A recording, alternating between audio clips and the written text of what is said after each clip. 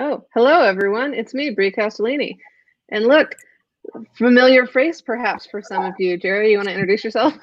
Hi, Gerry Maravilla, filmmaker and former Seed&Spark person and current Seed&Spark instructor. Yes, and I'm the head of education. I'm Christina. Hello, thanks for being here with us today, everyone. Yes. So a little bit about today, we wanted to do something a little bit different where instead of doing a straightforward workshop like Bri and I have been doing in previous Lunch and Learns, we thought it would be cool to just have a discussion and take questions and just sort of discuss our different processes as screenwriters, because we're filmmakers, but we spend a lot of time, all three of us, working on our writing, and we have different approaches to how we hold ourselves accountable and maybe how we hold our collaborators accountable. And we thought that that would be a really good discussion, especially coming from different perspectives. Like, I know Gerry's working on a feature right now. I have written features, but I've been writing a lot of shorts lately and also TV pilots. And Bri works almost exclusively in web series. That's right. Yeah, web series short films. I've never done a feature successfully, so I'm really excited to hear what you guys have to say about that, because I can't do it. I'm like, after a certain point, I'm like, all right, next episode, wait. Cool. Okay, so before we dive in, we have this episode sponsored by Final Draft. Final Draft is our official sponsor for this week's Lunch and Learn. We're really excited about that. Our friends at Final Draft have given us an exclusive offer for our Seed&Spark viewers to enter the Big Break Screenwriting Contest at a discounted rate. Big Break has been helping launch careers for over 20 years. More than 80 past winners have sold scripts, found representation, or gone on to professional writing careers. Use the code BBSS20, which is scrolling at the bottom of the screen now, and save $10 off your entry. This could be your year. Go to bigbreakcontest.com before July 30th to put your hat in the ring. And thanks again to Final Draft. Yeah, and we want to thank them for sponsoring, because they allow us to keep offering you these sessions for free. So thanks to Final Draft.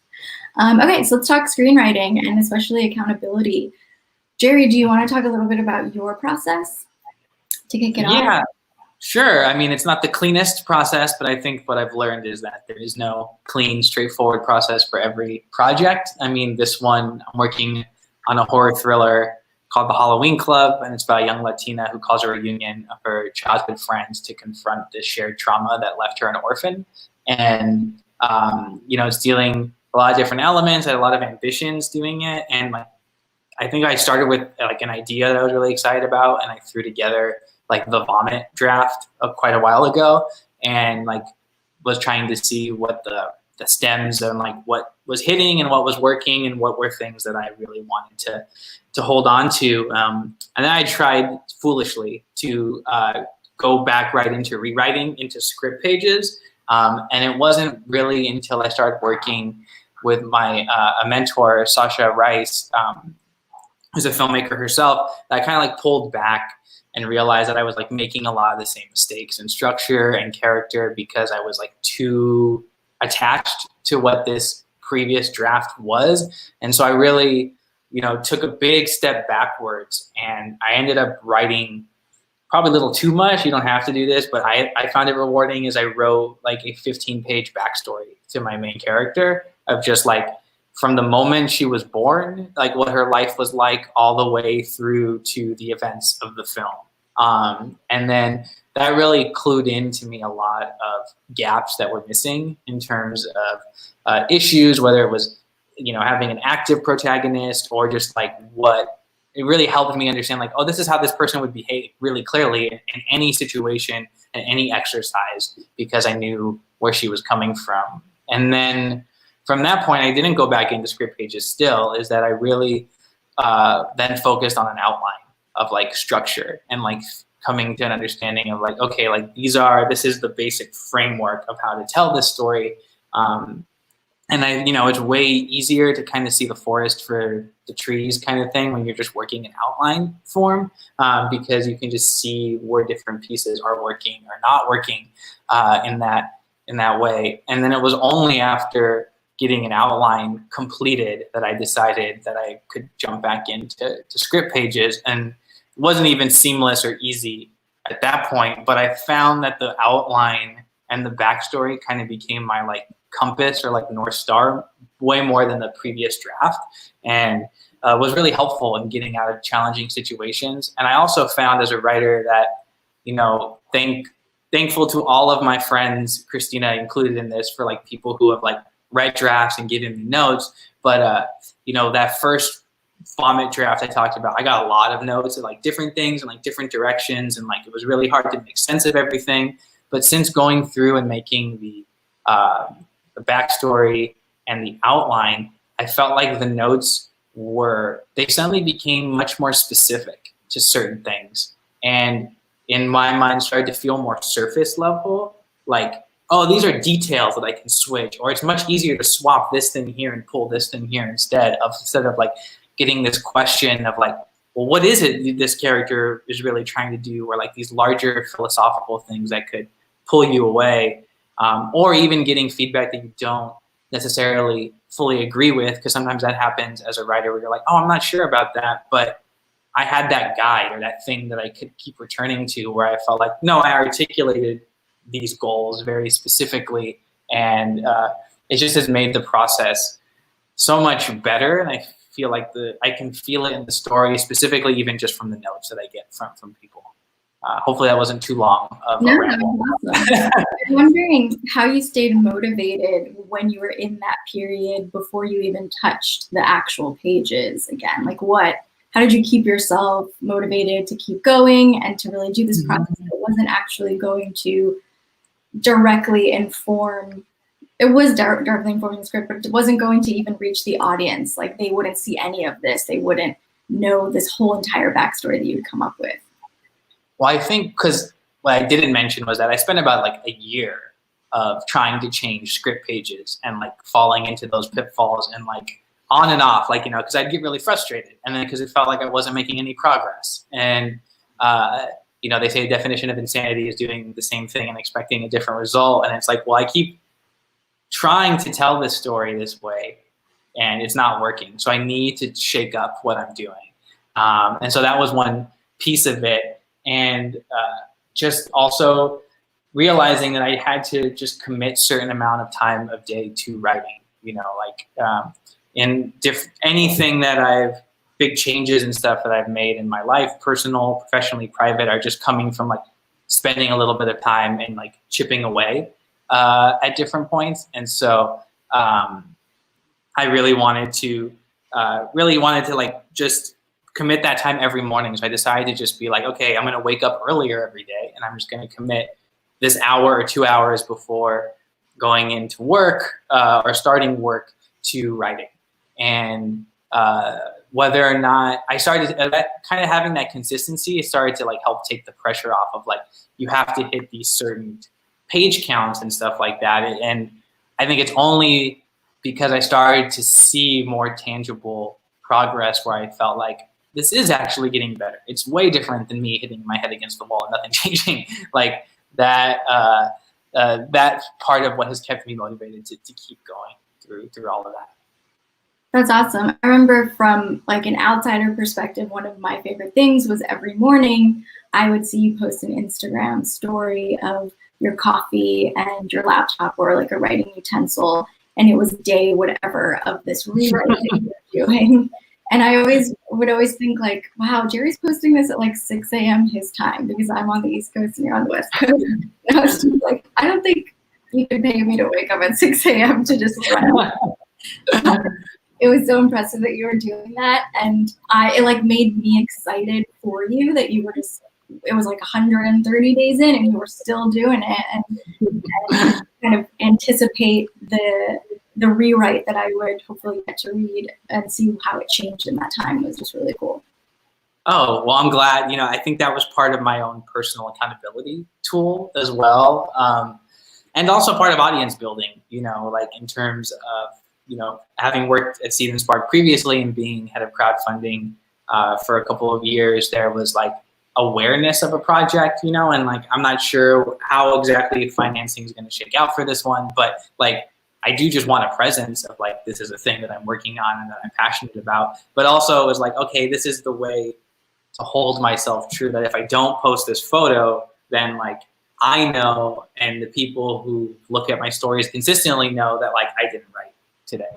And so that was one piece of it, to just be like, do it. And that really just meant like showing up too. I was fortunate enough to be part of the New York Artist Academy last year, and there was a great conversation we got to sit into with the filmmaker Alex Ross Perry, and something that he mentioned that really stuck with me is that, you know, he shows up for work to write every day, but his characters don't necessarily show up every day. Or sometimes this character shows up more than the other character, but it was just speaks to how kind of fickle creativity can be, and like the muses can be in terms of your inspiration.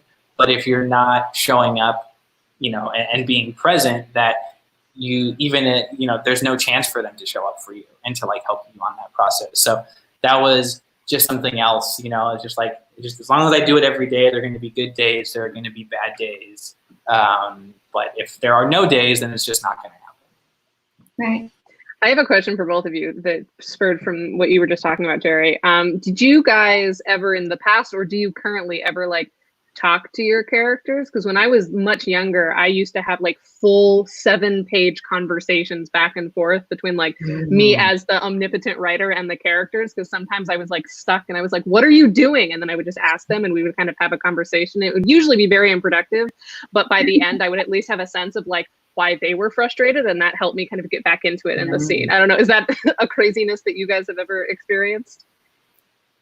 It's similar actually, because what I would do is I would probably pace around. I like to go on walks when I'm stuck too, or like go on a walk after I've spent that time in front of a laptop, and I would run the dialogue of different situations in my head with different characters, and that really helped refine the voice. But yeah, they're just like talking to me in that perspective, and it's like, they're like, why are you behaving this way? Or what if I change this? Like, how would this person sound in that particular situation?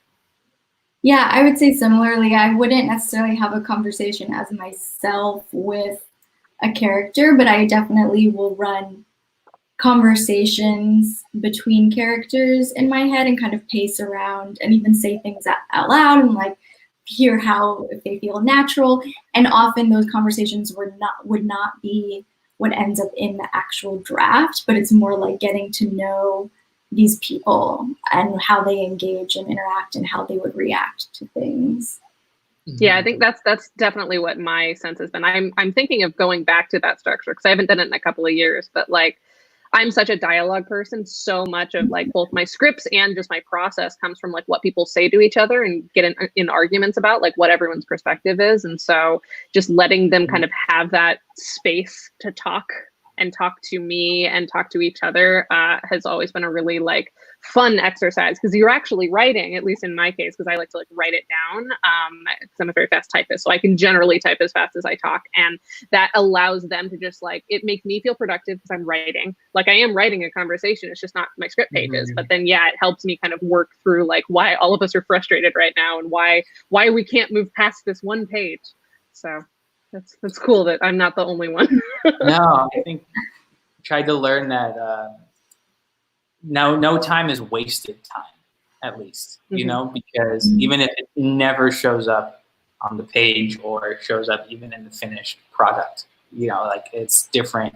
But it hopefully teaches you something along the way about, or unlocks one piece of it, while storytelling itself most of the time is like linear. The act of writing a story or telling a story is never in my experience has it been really like linear. It's true. How do you keep yourself from like thinking about it that way? Because I know I am a person, and Christina can attest to this, having to work side by side me all the time. Like I very much like structure, and because the act of writing can't be structured, sometimes you just have to sort of sit and not do anything and just sort of be in your head for a little while. Like how do you kind of remind yourself that? Do you have any tactics for like, creativity is not linear, creativity does not have to happen in this 1 hour period? Like sometimes when you're taking a walk, it's still productive. Like what are the conversations you guys have with yourselves about that? That's a really good question, because I can't say I'm immune to that. Like I still have those days where it feels like, man, I'm not getting this, or you can feel down, you know, like I've spent this much time and something's still not clicking, you know, for whatever reason.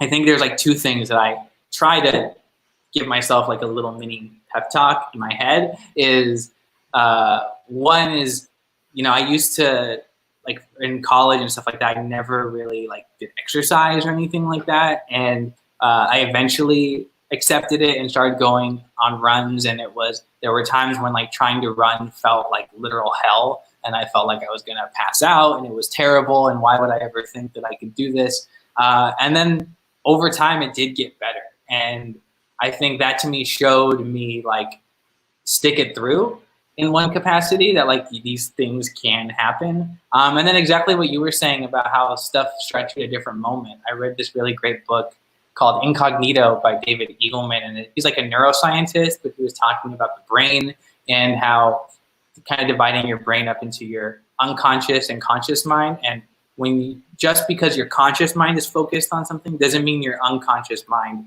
isn't working out all of these other things. It's like the reason we can have like eureka moments. It's like your brain's actually scientifically been working on that problem for hours, maybe even days, maybe even weeks. It's just, it finally decided to communicate it to your conscious mind. So it's trying to have faith that if I spent that time showing up, that I was like telling my brain, like, we have to figure this out, even if it takes months.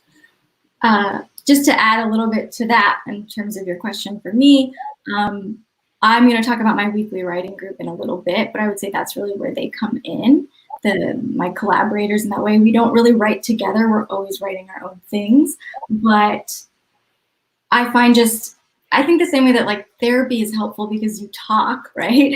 So it's writing with other people aware of like where you are in your process, because I find that just talking through like where I'm struggling and holding myself to certain standards that aren't helpful to me, because I'm thinking like I need to be productive right now, and instead of just letting creativity come to me, talking about that with other people and kind of hearing them being in the same place and sort of where they are and how they've gotten out of it, that usually is really helpful. And so instead of it like having to give myself a pep talk, I go to others to give me a pep talk, and then I'm also in a position to give them the pep talks.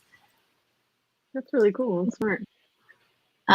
So Bri, actually, you have Post-its behind you in your art direction. Dude, yes, this is a different Lunch and Learn setup than I'm used to, guys. Welcome to the other corners of my bedroom. I would love to hear about your process, your writing process. But actually, before we get to that, we should answer a question we have in the comments. So Garrett asked on Facebook, when creating or writing, do you prefer a pen and paper or writing on a laptop?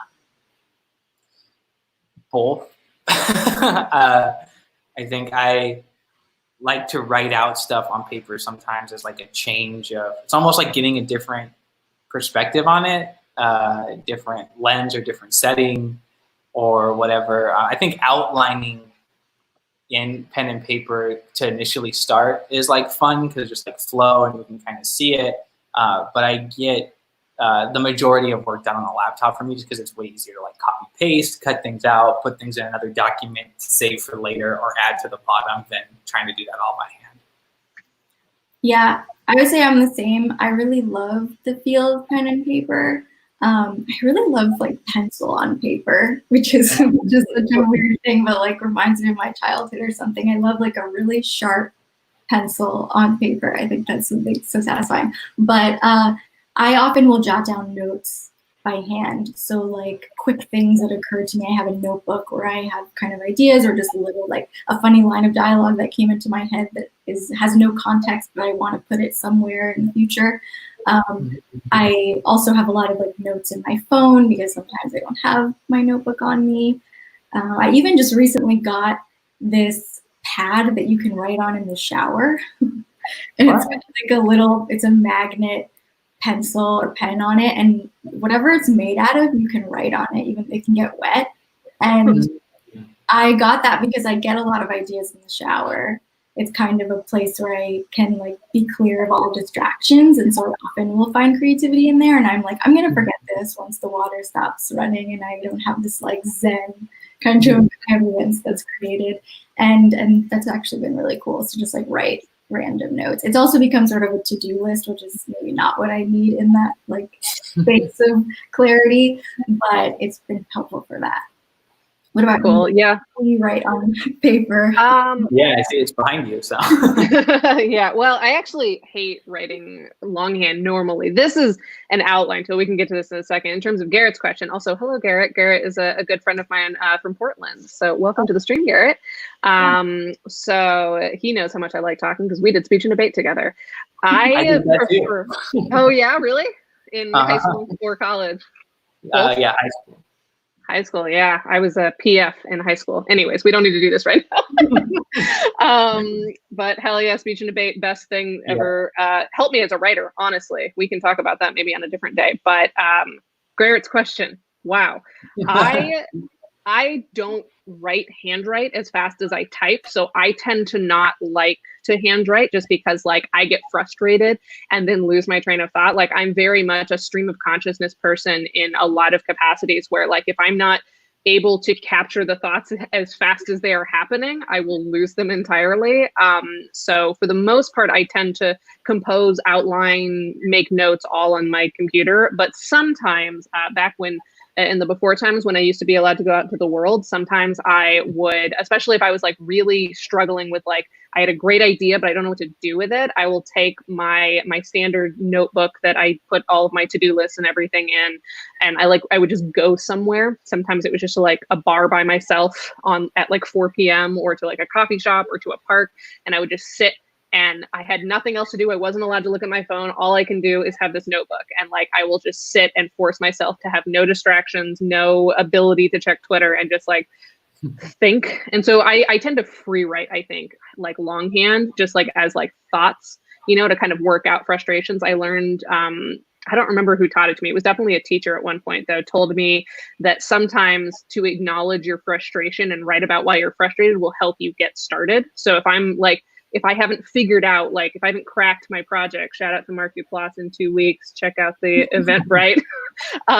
If I haven't cracked it yet, sometimes I'll just write about like, like this is such an obviously good idea. Why haven't I figured it out? And like, I'll start that way, but then I'll like have an idea like, well, what if I did this? That's actually interesting. Let's explore that. And I'll like literally write down that as I'm having this conversation with myself. And I found that works better in like handwriting because it feels more natural. Like this is something that, you know, archaeologists are going to find in 200 years with like my insane scrabblings, but that doesn't feel as official if it's on a computer. I don't know. It's probably in my head, but that tends to be my process. I do that too. I find free writing is freeing, right? And so like it leads to creativity. I have a funny story that I'll keep brief. In my very first screenwriting class, when I was in college, I was 19. My professor, it was a short screenwriting class. On the very first day, he asked us to free write for like 10 minutes to just go anywhere, whatever pops into your head, write it down. And he encouraged us to do that. And then I was like, I hadn't really done this before, even though I've been writing since I was a kid. And I was like looking around the room and I was like, I don't really know what to write. And I was literally writing that. And I was just writing the thoughts that were coming in. And one of the things I wrote was that I thought the professor was really hot. and I was like writing about that for a while. And then after the 10 minutes, he was like, okay, now everyone pass your Oh no. I was like mortified thinking that he was gonna read them, and I was like, oh my god, I wish I could just scribble this out, like whatever. And then we passed them up and he just ripped them up and was like, that was just fun, and I'm not I felt that here however long later. Oh no. Yeah. That's good of him though. That would have been really brutal if he had just like decided to read people's free writing. Like that's not the point of free writing. Yeah, totally. It was a fun exercise, and just like the pressure of that. Obviously, I remember it. It made him very memorable. One other thing that I really, and I wish I could remember this professor's name. I feel bad that I don't. But one thing that I also really appreciate from him was, I was writing a short script. We all had to write a short by the end of the semester that we planned to make in a future directing class. And I made this thriller about a woman who is getting these weird photos, and by the end of the film, she realizes that they're photos coming from her daughter's bedroom and that someone is in her house, and she's like on her way home. And it's not a very good movie, but and I did make it, and, you know. But one thing that he kept asking me was like, what is it about? And I kept answering with the premise, like the log line. And I was just like, it's about, and he was like, no, you're telling me plot. And it wasn't until, I don't know exactly when it clicked, but there was a point at which it clicked, and I was like, oh, he's asking me like, really, what is the point of this? Like, why am I making it, and what am I trying to say without him having to frame it that way? And that was really useful for me as such an early writer. You know, before, when I like I said, I wrote when I was a kid, but this was my first foray into writing screenplays, and getting like criticism and critiques of them. And that was just like such a simple question that I always start with now when I'm writing. I'm like, what is this actually about? And beyond the plot that I'm trying to put on the page, but what am I actually trying to say here? Yeah, it can be a really hard question to answer when you're starting. I found that, like, you know, there's a lot of really great competitions and fellowships and grants and stuff out there, and you know, whether or not you get in, I found that it's also really clarifying to do those applications, because I've surprised myself what I've written there, or like what points I'm like, no, it's about this, and like I only have this many words to say it, so I'm gonna focus on that. And it's like all these other things that I thought were intriguing about the story fall to the wayside when I actually am put into a situation where I'm forced to prioritize what really matters. That's really smart. Yeah, grant and like fellowship applications stress me out so bad, because I am the opposite of you, Christina. I can't ask that question of myself first, especially because I mostly do comedy, and like rarely are my stories start from a place of that. They usually get there. You know, I mean, we can debate that, but like I get crippled by if I have a cause or like a theme that I'm trying to play with. Like I cannot write like that. I have to start with characters. I just have to start with like, is this an interesting story I want to tell? And then through telling it, usually I figure something out. But like, it's also, I'm still very bad at articulating it. So I like that idea, Gerry, of just like practice submitting, even if you're not going to actually submit to a grant, because that might help the anxiety. Because for me, it's like, oh God, I have to figure this out in like 2 weeks. But maybe it's better just like, just have the prompt. That's interesting. I like that. I also start with characters often, but usually it's like, for me to really move forward with it, I have to ask myself that question up front, just because I feel like the characters I'm building could always exist in a different world. So that world just sort of needs to matter for me to really want to dive into it. And I've definitely had that happen where I'm like creating characters and I don't know where they fit yet. And then I find the thing I want to explore, and that leads to the actual story being constructed around them. Yeah, sometimes it changes for me. I feel like I can start with what I think the premise is, you know, like I also like always want to have like like something I'm trying to say or what I'm trying to communicate, but all in many ways writing being kind of like therapy is that like I feel like I'm setting out to tell this kind of story, and then what's on the page is actually telling me something different about my perspective. So it's like working through my own ideas of what I think something could be, or maybe my opinions on something changes based upon the research that I'm doing or the backstory I'm developing that influences it and changes that. But similarly, like I want to have that thing that's like pushing me, that's kind of making me feel like, in some sense, like there's something greater here than myself that I'm trying to communicate or like wanting to push out into the world, even if what that is evolves.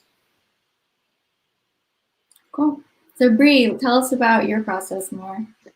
Yeah, so this is new-ish. I used to do this in college. Man, I really miss college these days because like there is nothing more structured than college, because even if you have part-time jobs and full-time jobs like I did, like there's a very clear like start and end to your day, and you have like very specific tasks that you have to accomplish, and then it's over and it's done. That does not exist anymore, certainly not in the startup world that we all work in.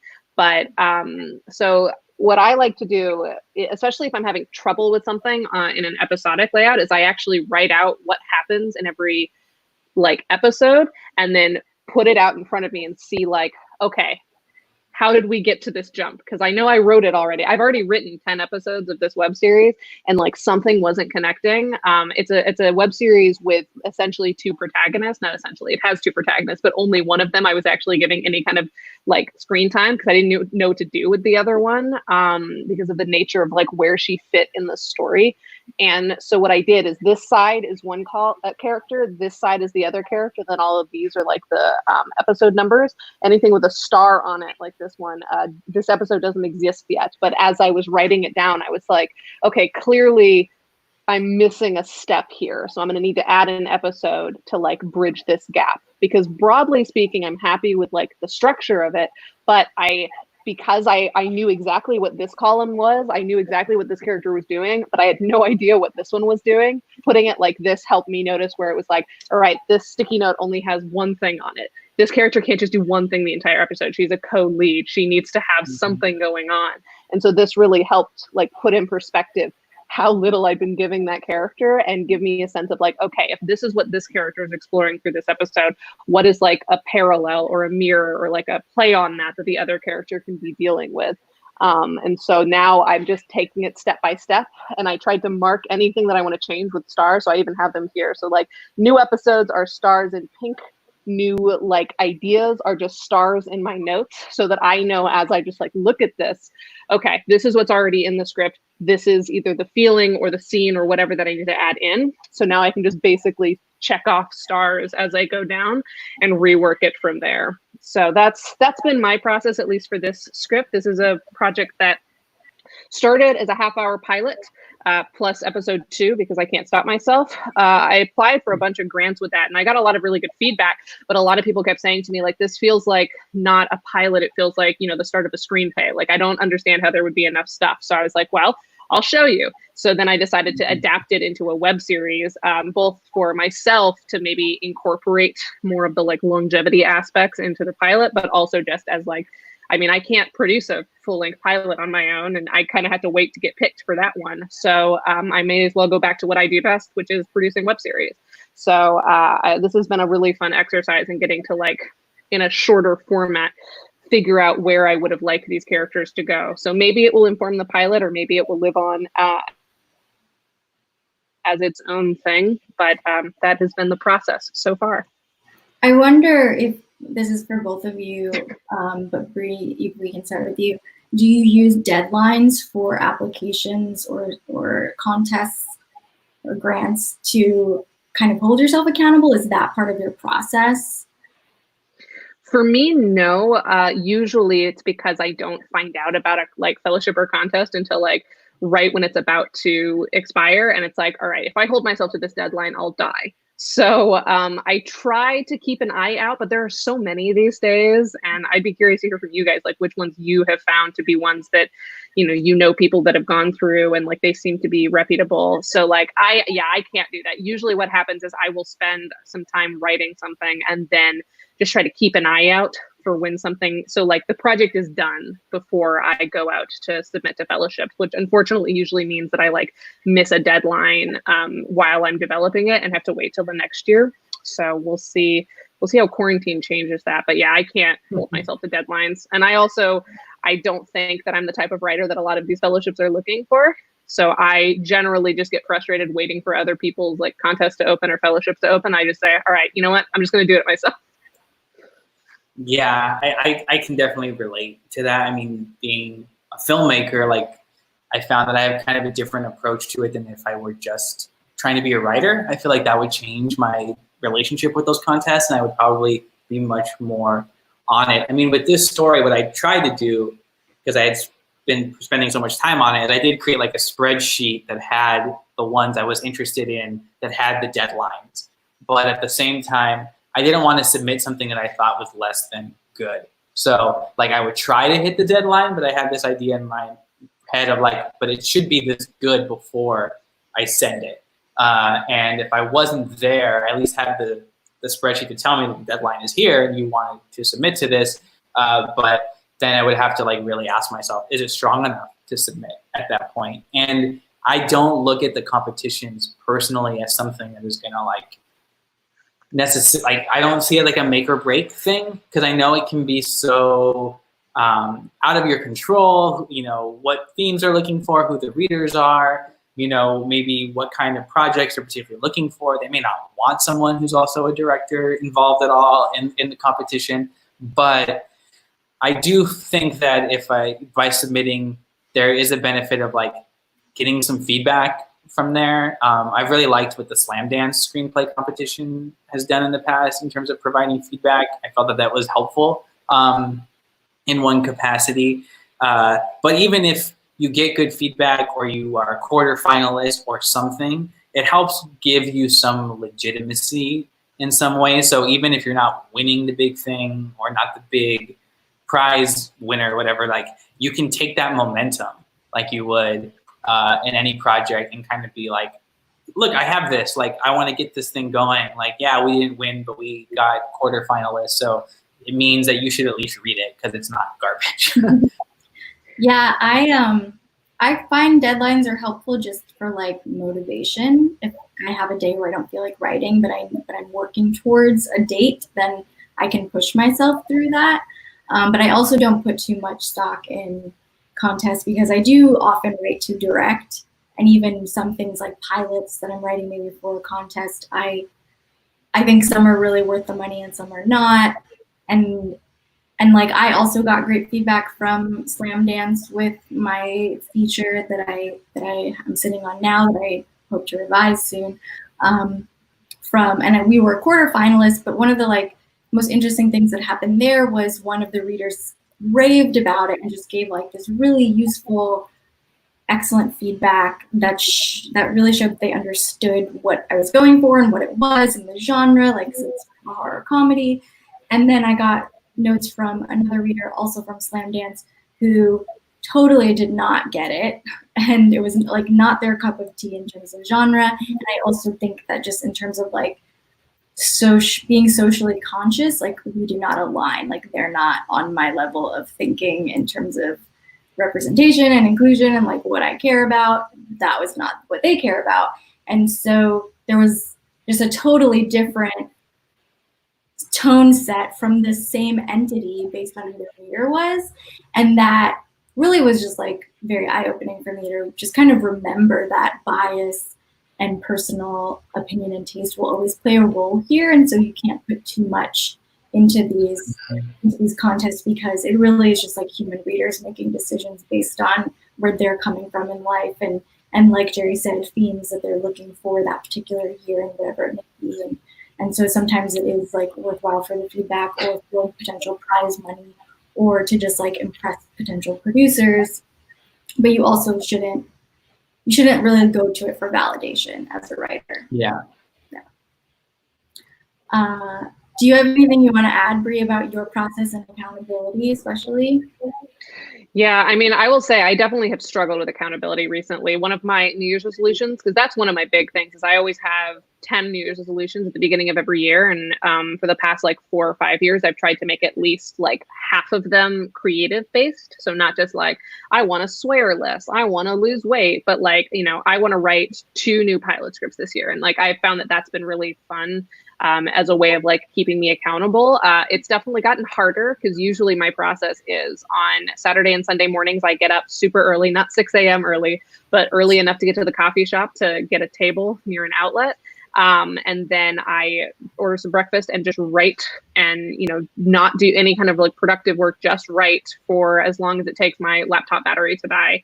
And then, you know, I have the rest of my day to do stuff, but I don't have that anymore. And it's gotten really hard to get up early when I am my office is in my bedroom. So like my rest and workspace is the same space. And it's hard. It's really hard. So, doing a live stream about accountability allowed me to write this weekend. So maybe we should schedule another one of these. Also just like having people that I know that I respect who are waiting on a draft helps. So I don't have a regular writers group anymore. I wish I did, but it's just not in the cards at the moment. But, I have like a handful of really trusted friends who I know will give me good feedback regardless of, how close they are to me.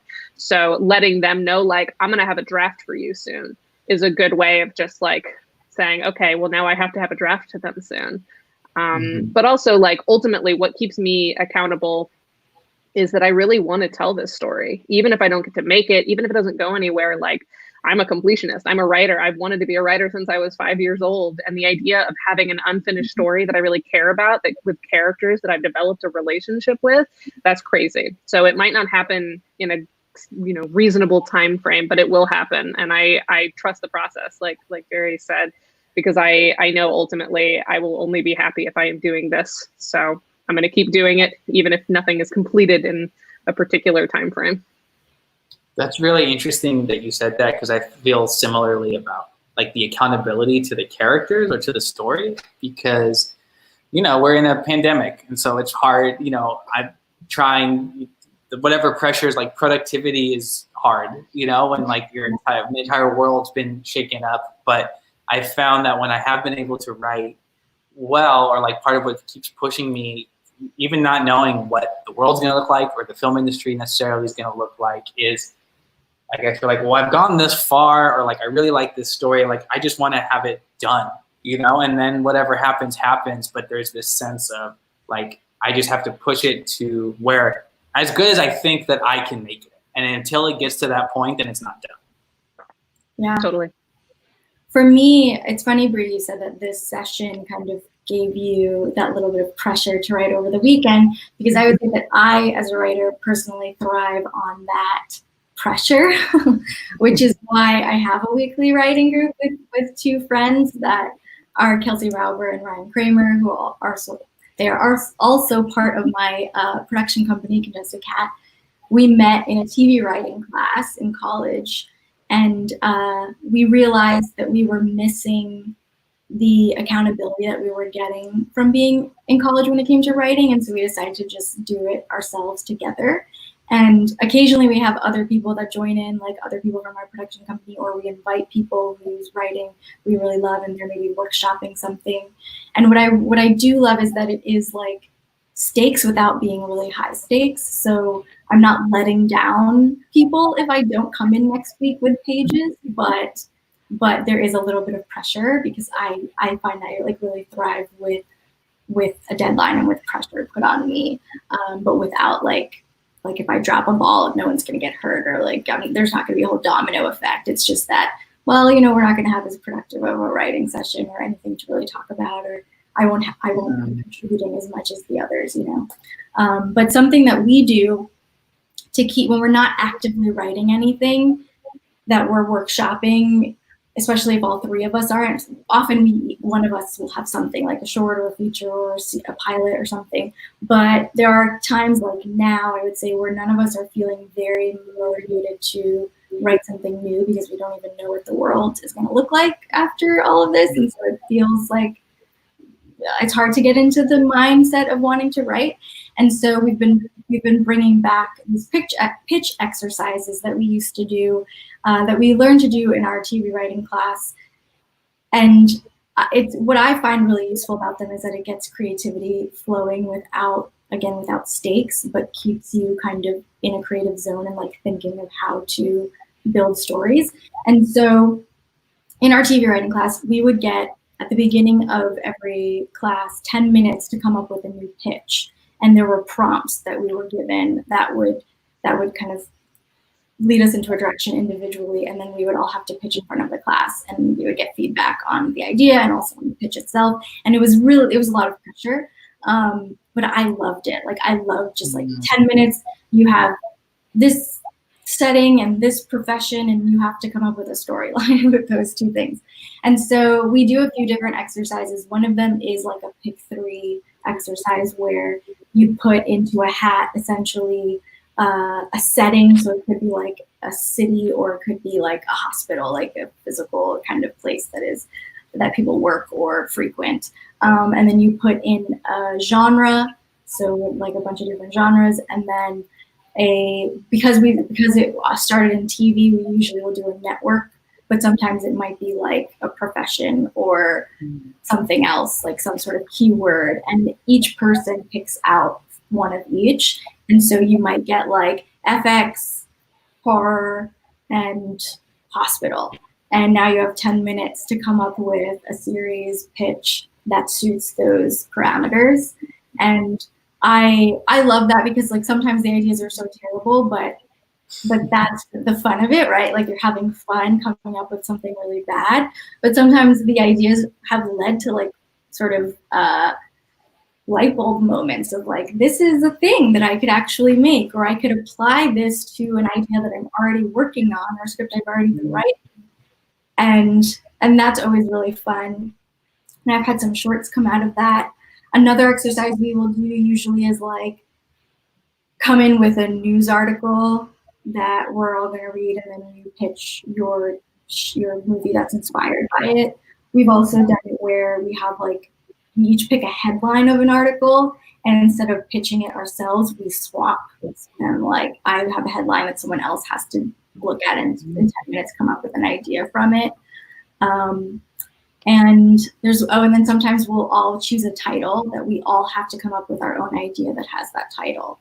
And so those are the ones that we tend to rotate through to get creative. And all 3 of us, and sometimes our guests that we include, have ended up writing things out of it. And usually the general rule is that if the majority, so if it's like 2 out of 3, or if there are 5 of us, then it needs to be 3 out of 5.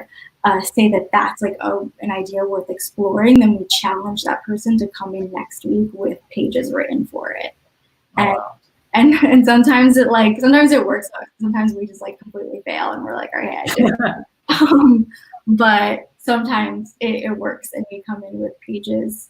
And like I said, they might turn into something totally different, but they started with this initial idea. And I really love it. And I know people, if you have a hard time with writer's block, if you get stuck a lot, and you like are struggling with inspiration, especially if you're just locked in your apartment right now, I would say that that's maybe an exercise to try, because it will get you sort of out of your head, like trying to make sure that it's good, because the pressure for it to be good is not there. The pressure to actually just come up with something is there.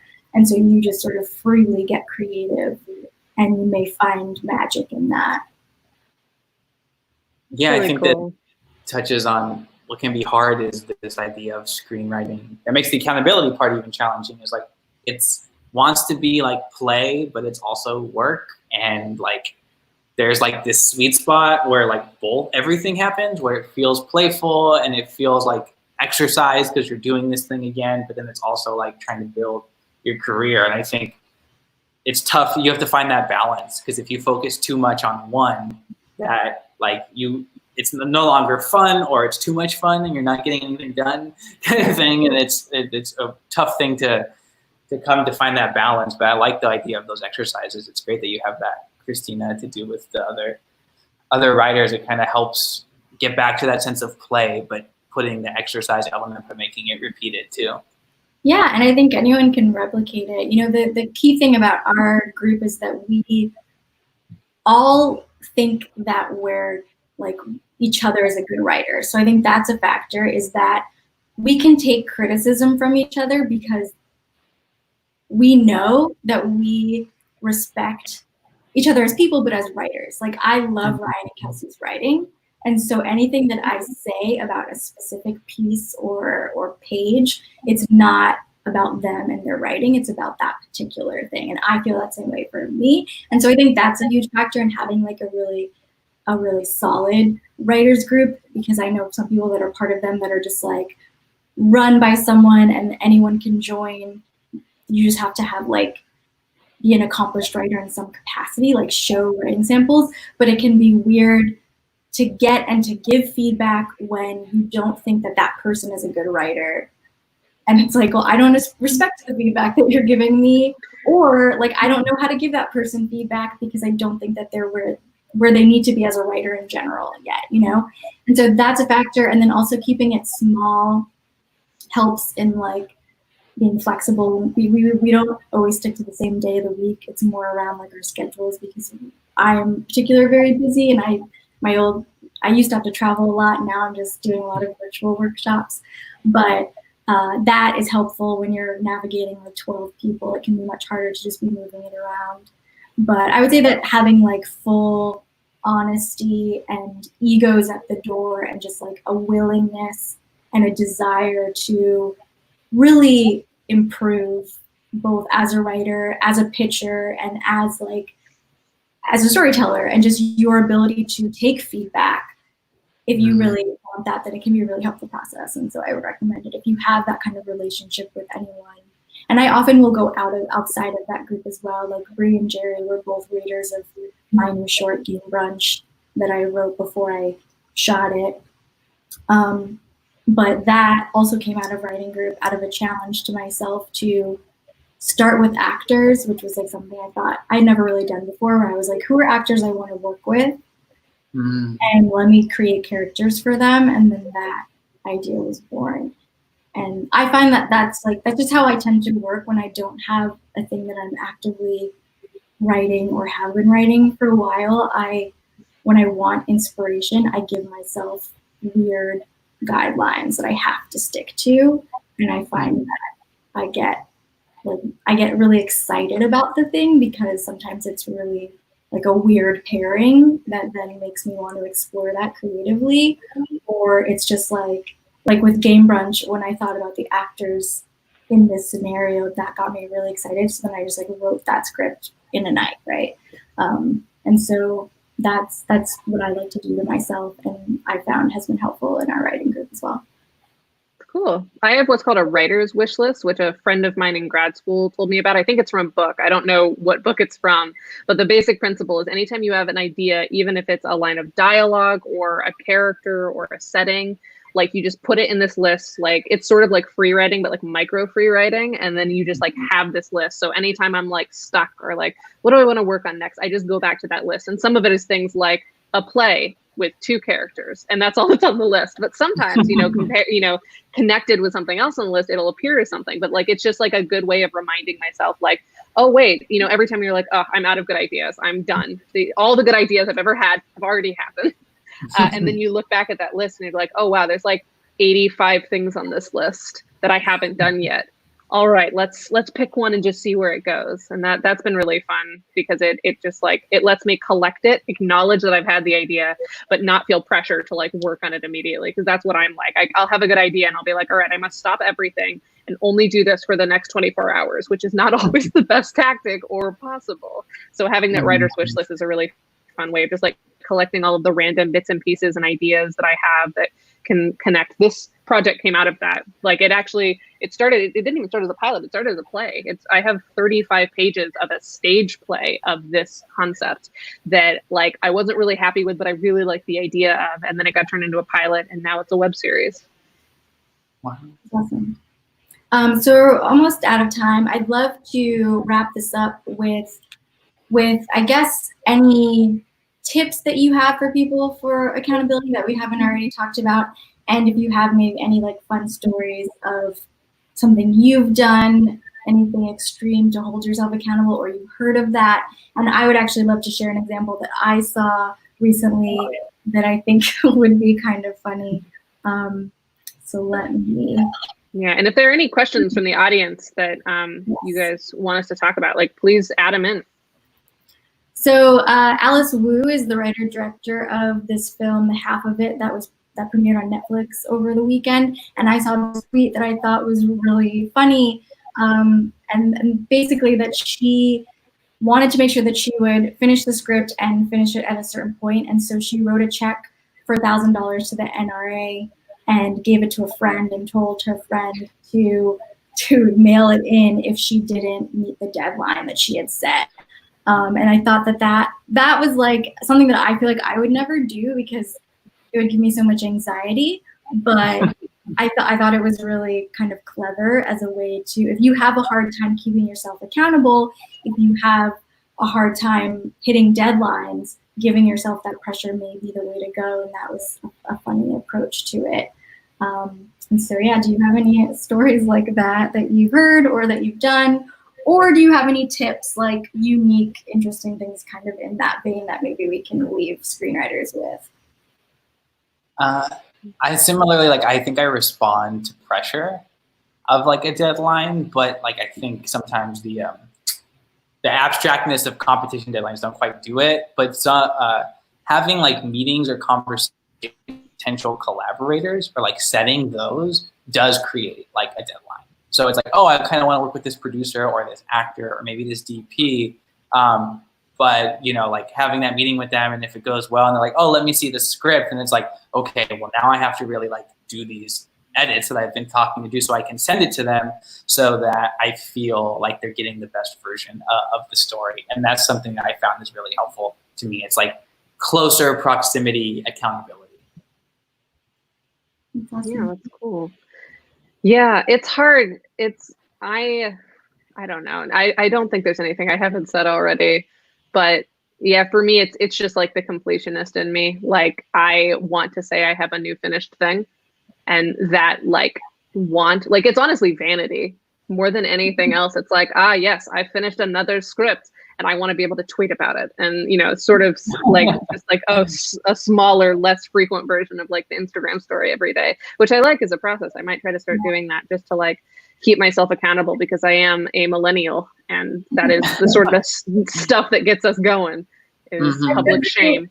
That's a great point though. Like to finish and want to share it on social. Social media is a great way to hold yourself accountable because you put it out into the world, and so now you have to deliver, even if you're not interacting with anyone individually or anyone's like actually checking up on you. I find like when I really want to make sure I do something, you know, I'm probably never going to put myself in the conditions of like writing a check to the NRA or any kind of organization that I don't care about. But I usually will say, like, if I don't trust myself to hold myself accountable on my own with this particular thing, then I need to put it out into the universe and tell people I'm doing it, and like by a certain point. So then I will have that public pressure. I usually have a rule that like once I create a hashtag for a new project, then that means I have to make it, right? Like, that's what it means. And so if I've made a hashtag, I have to make sure I follow through with this in some capacity. Yeah, sometimes I'll just call a friend. I'll be like, hey, do you have 20 minutes to 5 hours to talk to me about something? When I used to have roommates, I would just corner one of them and like bring them into the living room, like, all right, we have to talk. And like then we would just kind of talk about it. Like it wouldn't be a structured writers group. I wouldn't necessarily be pitching them something, but I would just be talking about like, this is what I'm working on, this is what's frustrating. And like a lot of the times, because I tend to like live with writers, no writers, they'll just ask me a bunch of questions because they don't have as much information as I do. And as they ask me questions, I'm like, oh, wow, I don't have the answers to any of these things. This is a great point. Like, keep talking. And sometimes just like talking it out is a good way of like certainly combating writer's block or like finding yourself stuck. So I still do that, even though I don't live with roommates anymore. I'll like call a friend and they'll be like, hey, can we just chat for a little bit? Like, if you want to read the script ahead of time, awesome. If not, I have lots of feelings that you don't need to read the script about for. So like, can we just like chat for a while? And that is finding people you respect, whether it's for a writer's group or just for a slightly less, structured thing, just having people like that in your phone and being able to reach out to them can be really, really nice. A nice break. Before we head out, I want to answer a couple questions that came up in the comments. So someone mentioned that they have a hard time joining writers groups because they feel like the writers in the group are not as good as they are. And I would recommend that maybe joining is not the way to go, but rather creating your own and specifically seeking out writers whose work you do really like so that it's coming from a place that you respect.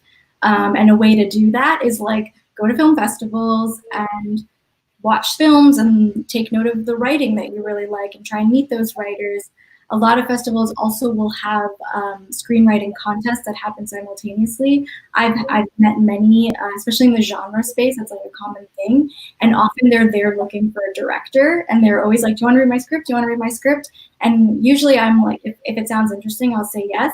But that's a way to like read other writers' scripts because they want you to read them, right? In that space. And so I recommend you look for writers that you want to bring into your own writers group. And then the other one, maybe Gerry, you want to answer this. Do you ever find yourself working on more than one screenplay at the same time? Yeah, kind of. I mean, one always has my full focus, and then like I'll get to a point where I feel like I finished this draft or this version, or I'm waiting on a certain kind of feedback from somebody, like a close collaborator or something, and then I will kind of like give myself the freedom to go and play with like another idea or try to make little headway on something. And then, you know, I tend to have like one major one, and then there's other ones that I'm kind of like facilitating or kind of keep growing in different ways. But I think I found like I only have the headspace to really like, and probably the time with, you know, the world, like to really fully commit to one idea to like put everything into. But then just giving myself breaks with that so that it doesn't feel too much like a slog. Yeah. Yeah. Same. Yeah. Same. I find I need to like complete the one thing, but then I also need to take a break so I can come back with fresh eyes. And so in that window, I might work on something new. Yeah, I always have a couple of works in progress, but yeah, there's always one that's the apple of my eye that I'm like most, and that's just usually the one that I know the most about, you know, the one that I figured out the most. But I have a feeling that this is not going to be the only wall of Post-its in my house, although I'm running out of Post-its, so I need to go get some more. But I there's like two other projects that I really want to try to figure out while I'm kind of like taking breaks. So yeah, I tend to write a lot of different things at once. I also am the kind of person who watches 3 different YouTube videos at the same time. I'll start watching one, then I'll pause it and I'll go to another one, and then I'll pause it and I'll go back, and then I'll pause it and open a totally new one. And like, that's just like the kind of thinker I have a very hard time staying focused on one thing at once. So the same applies to screenwriting, but there's always one that you're like, I like you, Beth. Cool. So to wrap things up, Bri, why don't you let them know about the final draft code again? Yes, as a reminder, this really fun and very meditative for me, it felt like therapy, honestly, was brought to us by our favorite sponsors, Final Draft. So they've given us an exclusive offer for you guys to enter their Big Break Screenwriting Contest at a discounted rate. Big Break has been helping launch careers for over 20 years, and more than 80 past winners have sold scripts, found representation, or gone on to professional writing careers. So remember to use the code BBSS20 to save $10 off your entry, because this could be your year. Go to bigbreakcontest.com before July 30th to enter. And you should find that on screen and in the comments, and we hope you do that. Remember, having sponsors like Final Draft are what allow us to keep bringing you guys this weekly conversation for free. So definitely go support them and try your hand. Yeah, and thanks, Gerry, for joining us today. Oh, thanks so much for having me. It was therapeutic and fun for me too. So I appreciate that. And we hope that you all watching at home enjoyed it as well. And we'll be back next week with a sort of similar approach to just having a discussion, but that one will be about feature film distribution. So we'll be talking to 3 filmmakers about how they're each approaching distribution for their current features. We hope to see you there. You can RSVP on our Facebook page.